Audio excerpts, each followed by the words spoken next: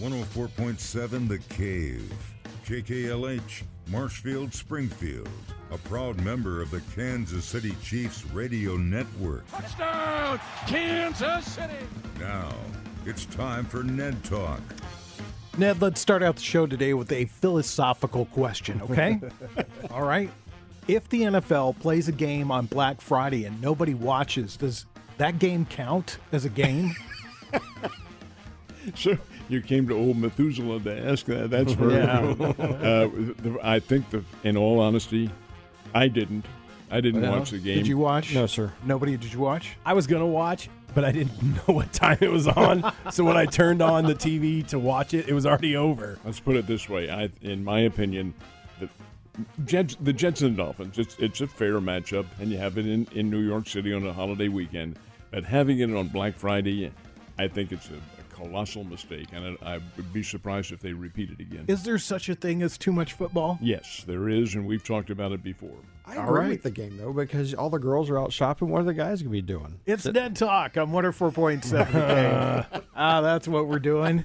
I'm Joe Westen. We'll stop you right there, Jake. Ned Reynolds is with me as always. Jake Gillette is in the studio today. Josh Roberts is here. Alex Scott is at home watching the Steelers lose. He could have watched the Steelers lose here. That's true. He could have. 100%. I mean, we've got it on. All right. Let's do our recap for last Monday night's game. I thought for the longest time in that game, and I'm always happy when you're right. I always get excited. Ned's right. Ned's going to be right about this one. And I was sure that you were going to be right about that game because the three of us, aside Jake, because he wasn't here last week, we all picked the Eagles to win that game. And you said, nope, better team is the Chiefs. And I thought you were right, but there we go. I have said this on the air, and I told it to you, Joe, earlier today. The Eagles did not win that game. The Chiefs lost it. They lost it with mistakes. They lost it with a lack of aggressive football. They lost it with the just astonishing number of dropped passes that they're having. Hey, they continue to do that, and they're not going to make any kind of postseason at all. But the fact is, I don't think they will. Nonetheless, I really view today's game with great trepidation. I think there's a possibility, I'm going to say it's going to happen, but a possibility that the Chiefs run into trouble. My friend Mr. Gillette obviously disagrees with me completely. Well, let's stop before we get into any of that, Ned, and I'll ask all three of you this. Have you ever seen this much consternation about a 3-loss NFL team this late in the season? Well, it's because Kansas City is the reigning Super Bowl champs. They won 2 of the last 3. It's because they're expected to play well. And, Joe, look at the TV breakdown on these games. Who has the premier games every week? The Kansas City Chiefs. Yeah. And, indeed, you have to give them the nod. The TV networks do. They are the most watchable and exciting of the football teams in the NFL. But nothing remains forever, especially in a league like this. Jake, what's your thoughts? You know on what's this? not exciting? What? Not scoring a single point after halftime for 3 straight games. Yep. Exactly. That is the ugliest football. And I will tell you, I am very, very, very upset. I haven't wore red all week. I forgot about Red Friday because it doesn't exist right now. These guys got to get their heads out of their butts because there's a lot of people that invest a lot of time and money in this team outside of the football team. And I get it, it's just football, right? So it's like, at the end of the day, does it really matter, right? No. But, the answer is no. But because we are humans, we like to bread and circuses, Jake. It is. We are. And so you spend hundreds of thousands of dollars on something and just get nothing in return. We do have a Super Bowl or 2. Don't get me wrong, I love it. Hold on. A couple of Super Bowls. A couple of Super Bowls. What have you done for me lately? But it's getting ugly, and I don't shake my head about your comment about today's game. I agree with you. I'm shaking my head because we don't have McKinnon. We don't have McCall Hardman. We don't have Tony's out. Yeah. I go, guys, this is a prime, and you don't think the Raiders they hate us, right? And so they're going to bring it. And I know Max Crosby's game time decision, but that coach, the interim coach, he's got this team playing pretty decent, even though they lost last week, and this is the Chiefs, and they're going to come at him. What do you think, Josh? I can't even remember what the question was. Well, I mean, this much consternation over a 3-loss team. Oh, it's because the expectation level is so high. I mean, I assure you that in New England during the Patriots' reign, they complained about every little thing that they did wrong as well. That's the nature of fandom, especially when your team is successful. I can speak from being a longtime Alabama fan that it gets frustrating when they're not undefeated. So that's part of it. It's also, this is our hometown team. You know, we're not talking about the Eagles. We're not talking about the 49ers. We're talking about playoffs. We're not talking about playoffs. But so that's part of it. I mean, we as Chiefs fans expect the Chiefs to win every game because they are capable. And right now they're not showing us what we expect them to do. Everybody knows that listens to the show. I'm a Yankees fan. I thought Yankees fans were bad. Yeah, because Yankee fans will consistently say unload the farm system on one player. Yeah. But this consternation that I'm sensing from the Chiefs fan base is unbelievable. I mean, they're still the premier team in the AFC. Yep, They're still probably 1, 2, or 3 in the whole NFL. And as Ned said, Philly didn't win that game. Chiefs lost it. They gave it away. The stats all favored Kansas City in this game in Philadelphia. You mentioned the Yankees. How about Cardinals fans? 20 games under 500 in last place. And how did the fans react to that? Well, they were mild compared to what it will be next year if they finish that way. You watch out if that's the case. Part of the reason I'm a Cubs fan is because of Cardinal fans. You expected it to be that way. No, that's just right. Expectations. Cardinal fans are so hard to talk to. Yeah, they are. Because their expectation level has always been so high. And I'm sure Yankees fans in certain circumstances are as well. Oh, yeah. You know, I read the message boards all the time, and they're ridiculous. Yeah. I mean, you're just Cubs fans? Fire everybody, bring in a whole new team, spend billions of dollars, and you're going to get a winning product. Yeah. And you wouldn't believe the trade scenarios that people put out on Yankees. I can only imagine. They're just they're insane. But to me, the Dodgers are the most expensive team that never wins, and they have won. But it seems to me like the Dodgers spend so much money and it never comes to fruition. Oh, Josh, they're a playoff. In the playoffs, of course, anything can happen. Right. But they won the World Series last year, 1 year removed. They were that's right. They did world champions. So, yeah, they have a pretty consistent franchise. They always did in Brooklyn and Los Angeles. The fact is, though, that the other teams, all the others, Kansas City being one of them, they're in a very good streak right now with a great team. Mahomes is the pretty boy of the NFL and all that. And you're in a streak now, a skein, so to speak, in which nobody expects them to lose. Right. But they are all human. They do. And this team is different from what the others had been. You don't have the Tyreek Hill. You don't have a game-breaking receiver. And you don't have an offensive scheme that had been the forerunner of this team, the one that on which you based all accounts. You're listening to Ned Talk, your local live sports talk show. It's brought to you by The Dive. I'm Pat, and the best place to watch the Chiefs when you're downtown this year. Let's talk about that for a second, because a couple of teams this week made moves. Offensive coordinators got fired. Let's talk about Eric Bieniemy and Matt Nagy. Let's just talk about the difference, because that's a major difference in this team this year. Well, I think the scheme is different. Bieniemy had his game plan in place, but for some reason he hasn't been chosen as a head coach. Well, Washington gave him a pretty good offer, and down there he went. Now they're not the Commanders are not a great team at all, but he's done a good job as their offensive coordinator, and they have in fact won some games they probably shouldn't have.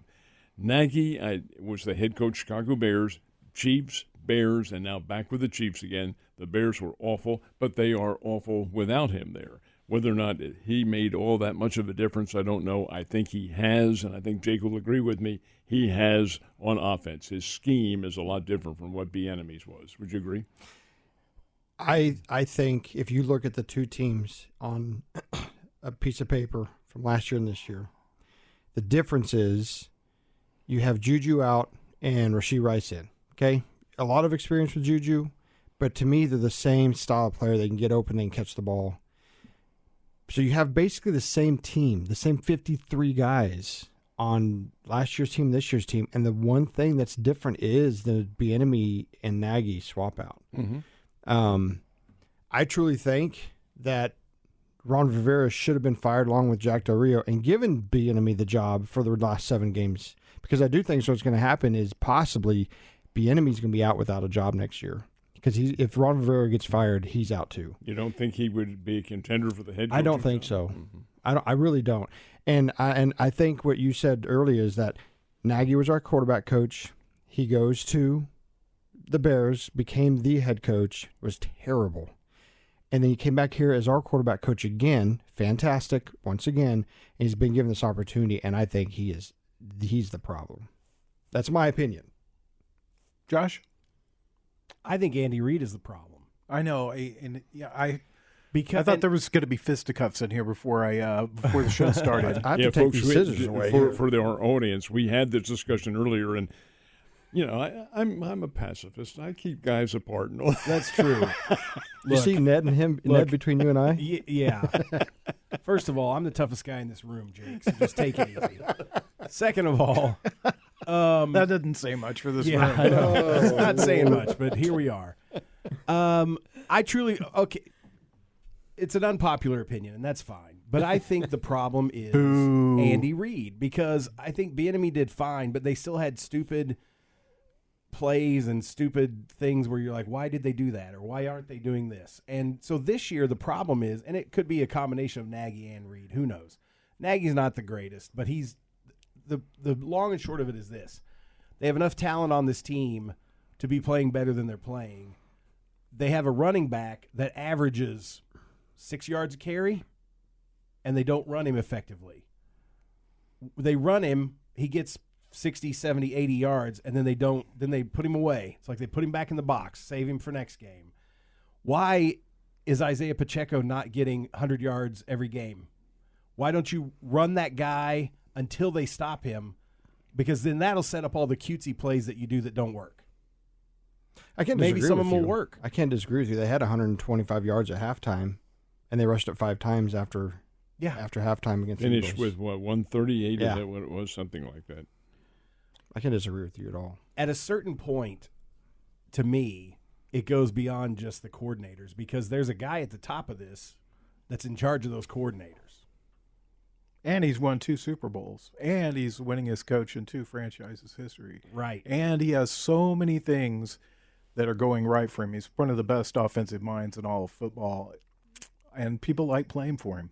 He's very well liked. He's very well respected. He's probably the most respected coach in the NFL.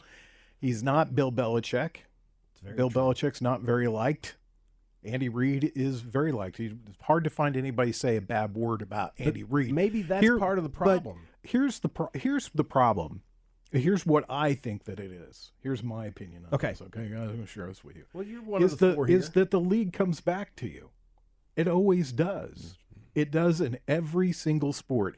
And because your success as an NFL team, you have to pay guys more. And when you pay guys more, you don't have as many weapons as you once had, because you can't pay that other guy that amount of money. And we saw that with Tyreek Hill. The Chiefs would have liked to keep Tyreek Hill. He's not the villain in this whole story that everybody likes to tell. And the Chiefs aren't the villain either. There isn't one. They just had to let him go for financial reasons. So they couldn't keep Patrick Mahomes and Travis Kelce and Tyreek Hill. They couldn't keep all those guys. So Tyreek was the odd man out. Off he went. Could have been Travis Kelce if he had 1 year left in his deal. And that's exactly where they're at right now. The financial barriers are in there because that's what the NFL wants. They want to create that level of parity. They know fully well that if you put things like the salary cap and so forth and so on in place, you're going to prevent teams from building dynasties, which they desperately don't want to happen. That's because it run into situations like the Patriots and things like that. And the Patriots are an anomaly. Well, they are an anomaly, and they don't want them to be an anomaly. They don't want that at all. But you have the Pittsburgh Steelers, who were so good for so long, the Green Bay Packers, the Chiefs back in the late 60s, early 70s, a good football team, Philadelphia. incrementally good at one time and then mediocre. It's there because of those financial barriers. That's what the NFL wants: parity on any given Sunday. And they've created it to a certain extent. The bad part about the NFL is there are teams that are just generationally bad. Sure. I mean, the Raiders were the winningest. The Cardinals. The Raiders are the winningest franchise in the NFL history going into the 80s. And they have not won squat since then. I grew up, I'm going to admit it right here in the radio, folks. I grew up a Raiders fan. I love Ken Stabler. I could name all those players. Loved the Raiders. And they are not the same football team. My favorite was Freddie Biletnikoff and all the great patterns that he ran, and what a great receiver he was. Jerry Rice, people, of course, he was 49ers, but still, nonetheless, in that area. And that kind of football player, they do exist now, but the fact of the matter remains it's a strange circumstance if they make it through a couple of years. The last great Raiders franchise was Marcus Allen, Howie Long, and Jim Plunkett. That era. Mm-hmm. That's the last time they won Super Bowls, right? Yeah. They were last great. time they went to a Super Bowl and got beat by Tampa Bay. Oh, yeah. Yeah. Oh, that's right. That was the Tony Dungy and Chucky. What's his name? Yep. Gruden, yeah. But I don't think that there's obviously an offensive problem with the Chiefs. Yeah. And I just think it's larger now in everybody's mind because there's not that secondary weapon to go to. It's also weird. It's weird what Jake was saying, that they have gone 3 games now without scoring in the second half. How? They've been outscored 38-0.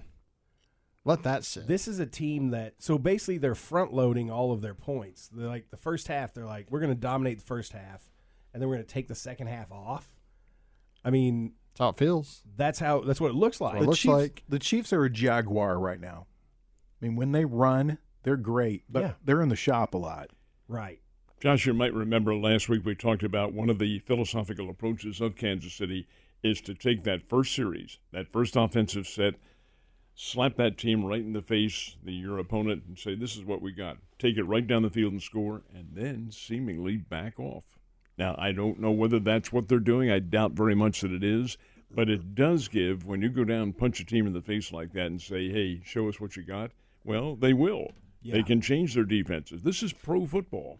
This started AFC Championship game against the Bengals, up 24-10. Yep. 20, and lost, scoring 3 points in the second half. Exactly. Well, what do you attribute that to? Team make adjustments. Yeah, they come out. It's a 2-half game. So does that mean that the Chiefs are not making adjustments? It does to some extent, yes. Mm-hmm. Well, that's poor coaching. Or is it poor players? I mean, what do you do? No, I mean, where do you make how do you draw the distinction organizationally? There is a problem with execution, and I think the glaringly obvious problem with their offense is the receiver core now. We've been talking the last few weeks, like, what is it? Why are they so lackadaisical? They don't have good receivers. They've got mediocre receivers. And so that came to the fore in this game, I think. But for them to go away from the run when they are averaging such a high amount of yards running. But Josh, you got to look at it this way. You hand the ball off to Isaiah Pacheco, and he's met at the line of scrimmage because that team has seen that play 3 or 4 times. They know what's coming. And they're going, you know what? We're not going to let Isaiah Pacheco beat us. These guys that are running pass patterns out here, they have to beat us. And so they shut that run down. The Chiefs have to go to a pass. And when they go back to the pass, they don't have anybody to go to. Okay, but my argument with you on that is they're not running until the run is shut down. They're abandoning the run without it being shut down. I agree with you. That's what you're supposed to do. If you're averaging that much running the ball, you keep running the ball until the team that you're playing against adjusts and shuts it down, because that opens up your passing game. But you frequently see them go out in the second half. They hand off to Pacheco, stop at the line of scrimmage. They hand off to Pacheco, stop the line of scrimmage. 3rd and long. and he's got to throw a pass, and he doesn't have anybody third and long to go to. And they have, let's the elephant in the room, guys, they have no deep threat whatsoever. There is nobody that gets separation that you're worried about on the Kansas City Chiefs. So you know it's all got to be underneath. Mm-hmm. You know it's all got to be less than 10 yards. So that's why they get shut down. Yeah, I know. It is. It's a whole series of things. It's not one person. It's not, it's just a whole series of things. And again, let's go back. This team is what, 7-3? They're still a really good football team. Yeah. When we come back, we'll talk about today's game a little bit more. It is Ned Talk, brought to you by The Dive on Patent on 104.7 The Cave.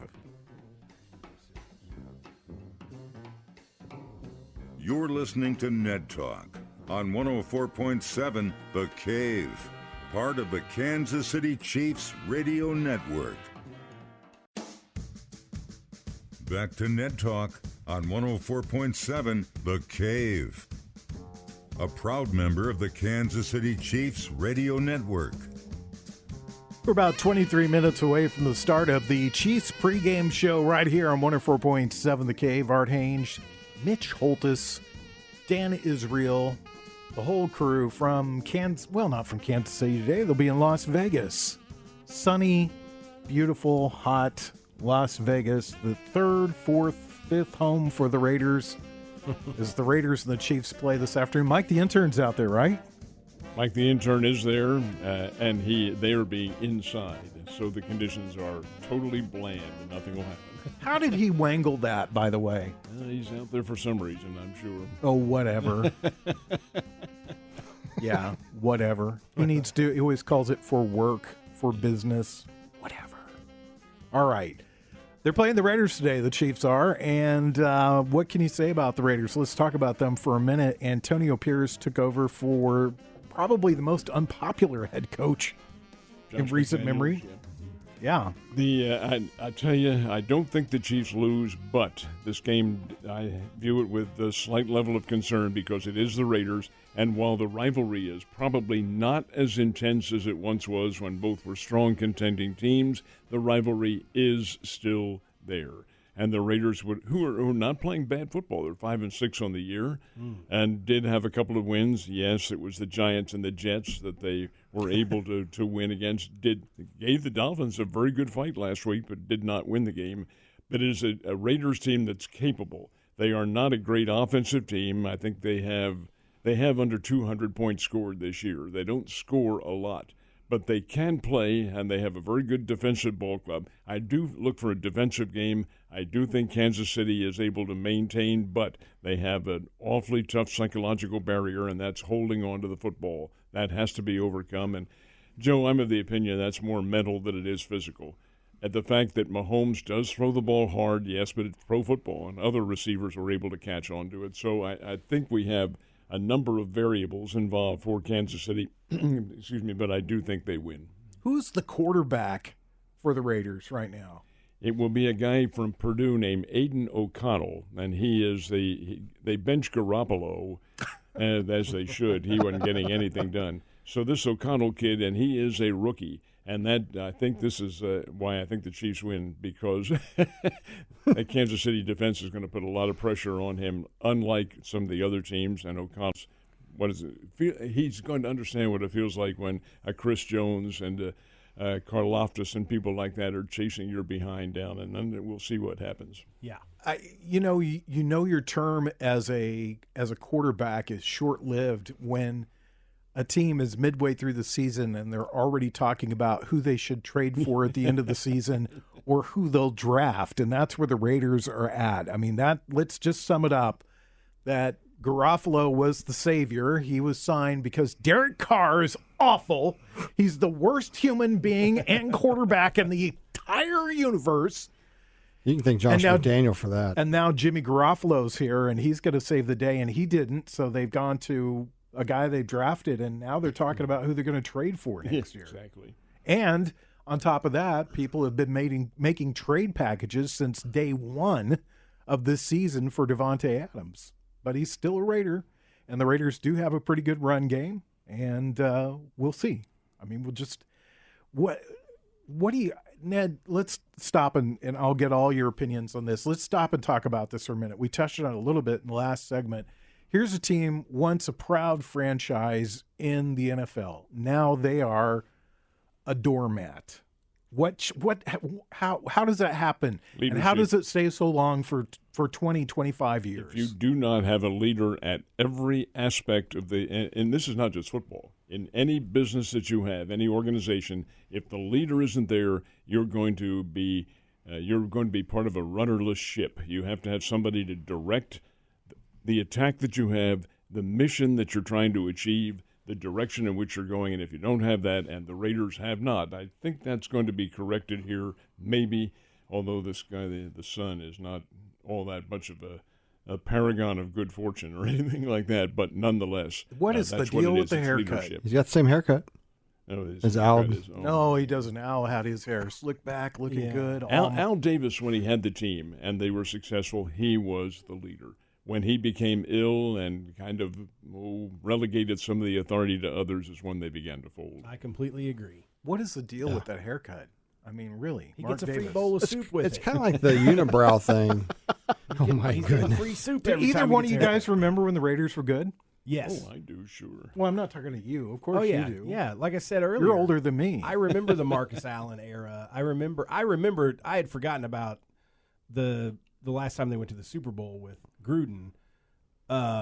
They were a good team then. That was the tuck. That's when the tuck rule got created because of the. Well, they didn't go to the Super Bowl that year because Tom Brady beat Well, them. yeah, that's right. That was the Rich Gannon days. Yes. Yeah, Yes. Rich Gannon. Rich Gannon was probably the last great quarterback they had. Well, and great's an iffy term. Well, he won MVP one of the years. Jamarcus Russell was I fantastic. think game. What? Yeah, that. Well, that right there. That's. He I knew was, I'd like you he to- was better that's- than all other quarterbacks at eating his way out of his Yeah. contract. That's true. There we Well, go. That's a Drinking franchise. Robitussin, That's a apparently. franchise breaker right there. Oh yeah, it was. I mean, right Yeah. there. I mean, Yeah, because he was the number one draft pick. They had let's face it. The Raiders aren't the Jets, who has a top 5 pick every year. right. But when you get that number 1 pick and you pick the guy that looked like, oh, this is your guy, and then he Flames out. goes to the Golden Corral immediately afterwards and spends the whole off season there training, then yeah, it crushes your whole franchise for a while, and they still have not been able to recover. Your other partner likes to refer to these games as trap games. Do you see this as a trap game, Ned? Do I? Yeah, you're Ned. I thought you were addressing Jake here. Yes, I do. I view it as a trap game in so much as Kansas City's coming off a dreadful, psychologically debilitating loss. They've got to get over that, and I'm sure they have. I'm sure Coach Reed and the staff has gotten the team, and these are professional athletes. But still, there's that nagging thought, I think, in the back of their minds. Can we catch the ball? Can we maintain a level of poise? This is the Raiders. We've beaten them pretty consistently. I view it as a trap game, but I do think Kansas City wins it. What do you think, Jake? Yeah, we're going to win by 10 today. It is a game that's going to be frustrating at times. I mean, we've been frustrated for 3 weeks now. So they're going to show glimpses of us having question marks and scratching our heads, but I think we don't take it for granted. And I do think that you're right that Andy and the team will have the guys' heads in the right direction, even though us as the fan base is still really upset. Mm-hmm. Yeah, we'll win. Josh? I think you can call it a trap game, but what I hope is that the Chiefs are angry. I'm sure they are. Angry that they lost that game last week because they shouldn't have. Angry that they lost to the Broncos because they shouldn't have. And I hope that they come out and do what they have been doing and destroy the team in the first half, but then also continue doing that in the second half. I think the most important question is Taylor going to be at the game today? Oh, please. I bet. Well, he plays better when Taylor's there. Is she still in Brazil? Yes, she is. And I will tell you that this distraction, I think, is a problem. I do too.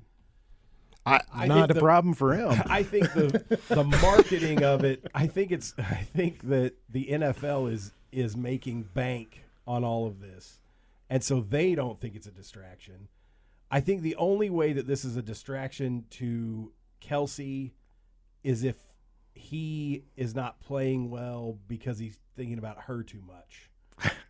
But like you said, You Ned, laugh? he's Are a you- professional I've- athlete, yeah. so hopefully he's not doing that. I hope Taylor sees me catch this. Oh, I dropped it. Oh, no, she's going to be so disappointed. Oh, guys. I don't think he thinks about that in play, but I do think that he's not there mentally. I will say this. It's obvious the Chiefs don't have another target. So when they key on him, what else is he to do? I mean, he's getting shut down. Yeah. He's When we come back, double-teamed is what and it he is. can do two things at once, though, by the way. Oh, mention my that. goodness. It's Ned Talk. It's brought to you by The Dive on Patton, downtown Springfield. Right here on 104.7 The Cave. You're listening to Ned Talk on 104.7 The Cave, part of the Kansas City Chiefs radio network. Back to Ned Talk on 104.7 The Cave, a proud member of the Kansas City Chiefs radio network. 18 minutes away from the start of the Chiefs pregame show right here on your home for the Kansas City Chiefs in Southwest Missouri, 104.7 The Cave. That's our frequency. I'm Joe Westen. Jake Gillette, Josh Roberts, Ned Reynolds. We are talking sports on Ned Talk. College football yesterday.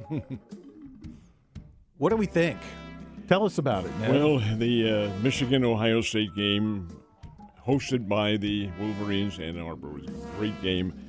I'm waiting Tuesday night to see whether or not Ohio State drops out of the top four. They don't deserve to. They played a very good football game. Michigan, obviously, is going to remain there. Georgia, probably number one, but Georgia had a very tough time with Georgia Tech, and that's not a real strong level of opposition. Then you have the others involved, Washington and Washington State. Washington number 4, and Washington State gave them all sorts of problems.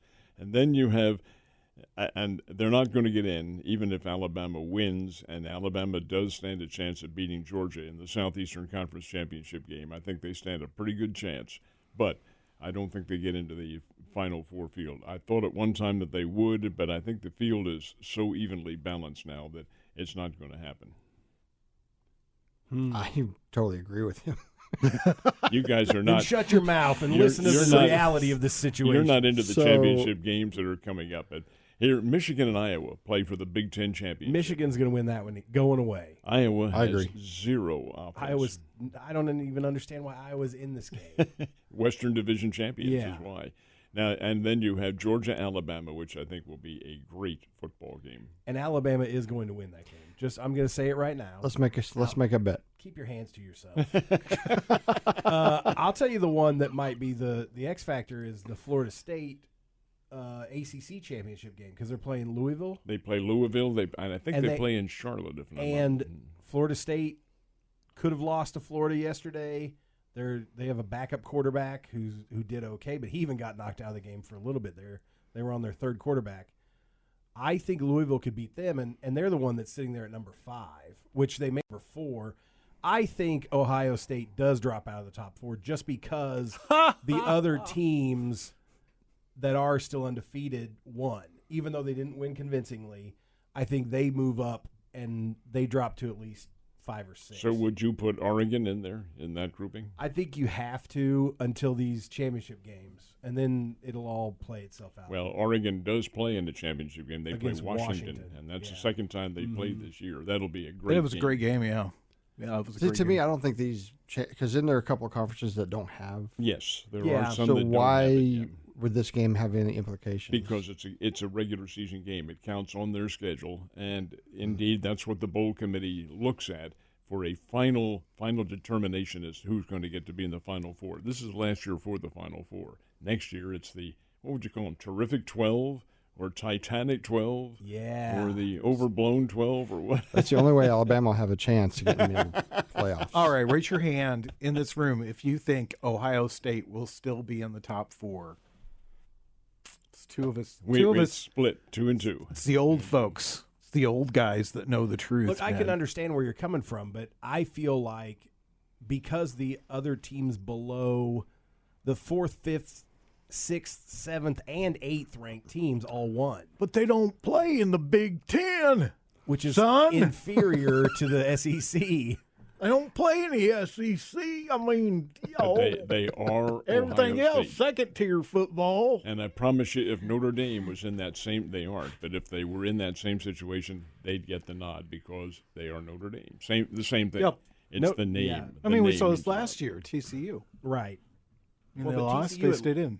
TCU didn't win the conference championship last year, or Nick, did they? Yeah, well, got beat. Texas Christian and Kansas State played for the title, and K-State beat them for the first time that year. Oh, but okay. TCU got in They because still of got the in. Right. bowl Remember, you were championship upset series. about this last year. I was. Because that was But I've slept maybe since helped then. Alabama from one of their screw-ups to get in. Right. Alabama's in the situation they're in because they screwed up early on and They they lost lost to to get some Texas. help. One time, Texas. And Yeah. Texas stands. Texas Texas is also number plays 7. in a championship game. They play Oklahoma State in the Big 12. So Yeah. they're vulnerable as well, although I think they win that Next weekend is going to be interesting because all these conference championships, if some of the underdog teams do win, it could totally mix up the top 4. Good. It could. Good. Do you think it will? Yes, It should. honestly. I It think should. because none of those teams, I mean, Alabama should have lost to Auburn. I hate to say it, but they should have lost to Auburn. They got Yes. lucky. But Georgia could have lost to Georgia Tech. Georgia that Tech. game was a lot closer than it should have been. Washington barely beat Washington State. Washington State should have won that game. Texas didn't do all that well against. No, Texas. Oh, Blew, wait, no, they yeah, blew Tex- out Texas Yes, Tech. that's right. Mhm. Texas was the one that was a blowout. Florida State almost lost to Florida. So, yeah, I think some underdogs are going to win some conference championship games next week. These Not are all Iowa. these are all road games too for those people, weren't they? Most of those games. were Texas on- was not. That was in. that was a blowout. was Though. The ones that no, were close, that he's saying those were all on the road. They might have all. Yeah. Most of them probably were. Yeah. Where does Missouri end up? out. Well, Missouri ends up in a New Year's Day bowl because they've had an amazing season. But they could have beaten Georgia. They could have beaten LSU, and they just made some mistakes where they didn't. And that's 2 loss. They said no 2-loss teams ever made it in the Final Four. I foresee them in the Peach. That's the general consensus, the Peach Bowl in Atlanta, which is a New Year's Day bowl game or a New Year's Eve night game. I'm not sure Well, they which. call it the Big Six bowl game. Power Six. Power Six. There you go. And I can see them playing Penn State or somebody like that, which would be a good game. Yeah. Very good game. So- Missouri's a good team. Let me ask you this. Alabama beats Georgia. Mm-hmm. I think that catapults Alabama into the top 4, and Georgia stays in the top 4. Do you guys agree or disagree? I can't see that happening because Alabama is number 8 right now, 7 or 8 somewhere in that vicinity, and to elevate them by that caliber. Now, who's being naive? But I will admit this: they do have the name Alabama, and that does make a very big difference in the mindsets of the committee. But it's Alabama, Georgia. A great game. I do think Alabama stands a chance. I maintained that several weeks ago when everybody, fire Saban, get rid of him, this team can't play. They lost one game, and it was to Texas, and it was a close game in Tuscaloosa. Well, the fact of the matter remains that Alabama's won everything since then. Yes, yesterday's came from the stars above. You know, college football is like this. The AFC Championship game is between Miami and Kansas City, and Miami wins, and then there's a committee that decides who's going to play in the Super Bowl, and they're like, yeah, Miami won, but Kansas City gets better ratings, so we're going to put them in the Super Bowl. That's what college football is to me. just says, yep. It very well could be. Yeah, when we come back, we'll give you our picks for today's game. It is Ned Talk, brought to you by The Dive on Patton.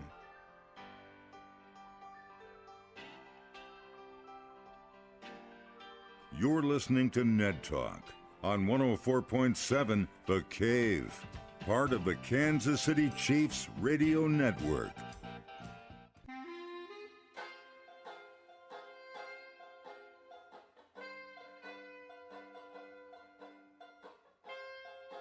You're listening to Ned Talk on 104.7 The Cave, part of the Kansas City Chiefs Radio Network. Typical AFC North showdown, 7-3 in the third quarter, and I think Kenny Pickett could be taken more seriously if he would shave off that 13-year-old mustache that he's got on his lip there. All right, let's do our picks, Ned. You are up first. You've said you feel this is a trap game. Do the Chiefs win it? I think I think the Chiefs do win it, but I'll tell you, this may be a 6-3 game because neither of these teams can score. Second half, the Chiefs have been playing for the last 3 weeks. Las Vegas has scored 185 points for a year. One of the lowest totals in the NFL, yet they have 5 victories. So obviously the defenses are going to prevail. I see the Chiefs winning it. I said 6-3. I'd amend that to 9-6. I'm going to guess the Chiefs win 24-20 is what I would say. Jake, we haven't really had a chance to talk about. We've talked about how bad the Chiefs' offense is. This is a very good Chiefs defensive team. Very good defensive unit. I could see them almost shutting out this team. They don't have the. Do they have the threat and the options of Adams and Jacobs? Sure, they have great 2 top 10 in their positions, but I think the defense that the Chiefs have is just unbelievable, and that's what's keeping the Chiefs in it over the record 7-3, and that's how they've been winning some of the games like they did against the Dolphins. So it's a shutout. I'm gonna go 17-0.